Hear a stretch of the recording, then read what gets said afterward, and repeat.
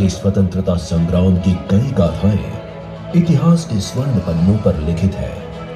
उनमें से एक गाथा आज हम आपको सुनाने जा रहे हैं। ये गाथा है सर जमीन पर मर मिटने वाले शहीद नौजवान वीरों की। 1920 में भारत के राष्ट्रपिता महात्मा गांधी जी ने अंग्रेजों के खिलाफ असहयोग का आंदोलन छेड़ दिया, जिसे भारत की आम जनता के साथ युवाओं का भी समर्थन बहुत बड़े पैमाने पर मिला। इस आंदोलन ने काफी युवाओं को स्वतंत्रता संग्राम में शरीक होने के लिए प्रेरित किया था। किंतु 4 फरवरी 1922 को गोरखपुर के चौरी चौरा में कुछ युवा क्रांतिकारियों ने पुलिस स्टेशन में आग लगा दी, जिसमें 22 पुलिसकर्मियों की मौत हो गई। इस घटना से व्यथित होकर गांधी जी ने असहयोग का आंदोलन वापस ले लिया।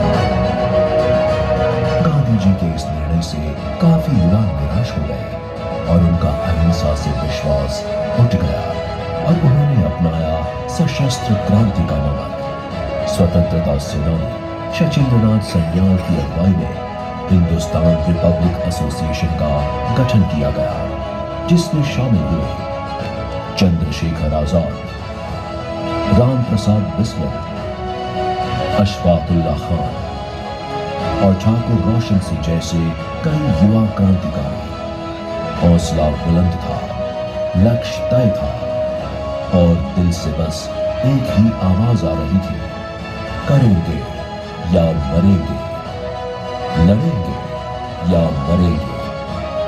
इन युवा क्रांतिकारियों को अंग्रेजों के खिलाफ लड़ने के लिए जरूरत थी हथियारों की, जिसे खरीदने के लिए पैसों की जरूरत भी थी। ये पैसा कहां से लाया जाए?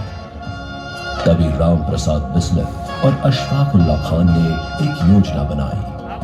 अंग्रेजों ने सालों साल दमन करके भारतीयों को लूटकर अपनी तिजोरियां भरी थी और यही पैसा सहारनपुर से लखनऊ जाने वाली एक ट्रेन में सवार होकर अंग्रेजों के खजाने तक पहुंचने वाला था। क्यों ना इन्हीं पैसों को वापस लिया जाए।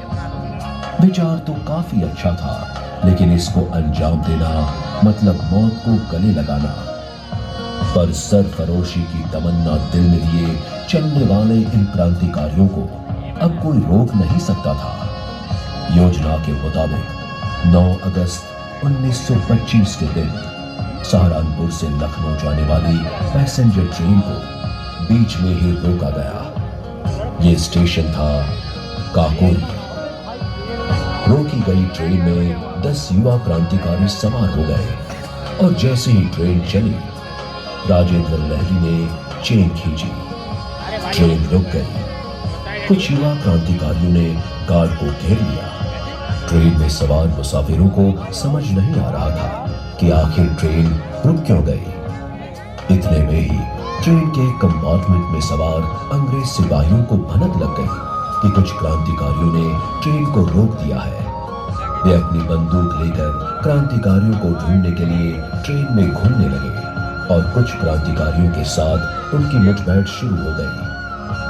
वक्त बहुत कम था और क्रांतिकारियों के पास अंग्रेजों का सामना करने के लिए हथियार भी नहीं थे। इतने में ही एक क्रांतिकारी ने गार्ड से ट्रेन में रखे हुए खजाने के संदूक की चाबी मांगी।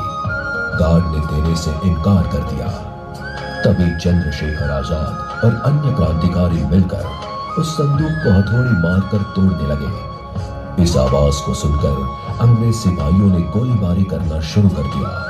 कुछ क्रांतिकारियों ने उनके सामने गोलीबारी कर उनके साथ जंग छेड़ दी। एक तरफ गोलियों की बारिश, दूसरी तरफ गिरफ्तार होने का डर, लेकिन हिम्मत नहीं हारे। एक जबरदस्त प्रहार से आखिरकार संदूक टूट गया और क्रांतिकारियों ने उसमें से 4601 रुपए की धनराशि लूट ली। इस तरफ लड़ाई उसकी चरम सीमा पर थी। तभी पैसे हाथ में आते ही एक दूसरे को इशारे से खबर कर दी गई और सब अंग्रेज सिपाहियों को चकमा देकर अलग अलग दिशा में फरार हो गए। इस तरह ये युवा क्रांतिकारी अपने मंसूबे में कामयाब हो गए। इस घटना की गूंज पूरे हिंदुस्तान तक पहुंची। यकायक होने वाली इस घटना ने अंग्रेजों की नींद उड़ा दी और उन्हें यह एहसास दिला दिया कि अब हिंदुस्तान में अंग्रेजी हुकूमत की नींव डगमगा रही है। अब आजादी के दिन दूर नहीं। किसी ने पहली बार अंग्रेजों को उनकी ही हुकूमत में उनकी पुलिस के रहते इस तरह मुंह तोड़ जवाब दिया था। गुस्साई हुई अंग्रेजी हुकूमत ने छापे और गिरफ्तारियां शुरू कर दी और दिसंबर 1927 को 50 लोगों को गिरफ्तार कर लिया गया, जिसमें से इस घटना को अंजाम देने वाले 4 क्रांतिकारियों को दिसंबर 1927 में फांसी दी गई। इसमें शामिल थे राम प्रसाद बिस्मिल, अशफाकुल्ला खान, ठाकुर रोशन सिंह और राजेंद्र नाथ।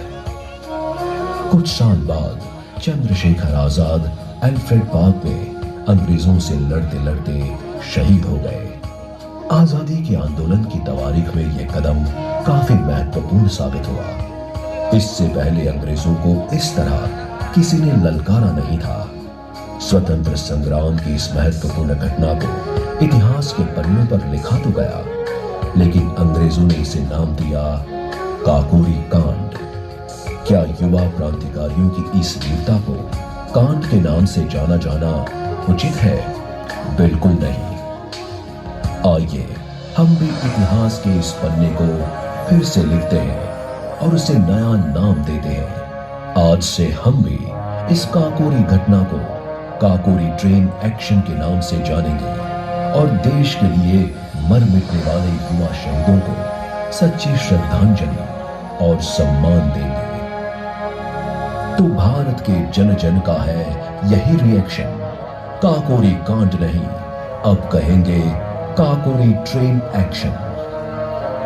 अमर रहे वीर जवान। जय जय हिंदुस्तान।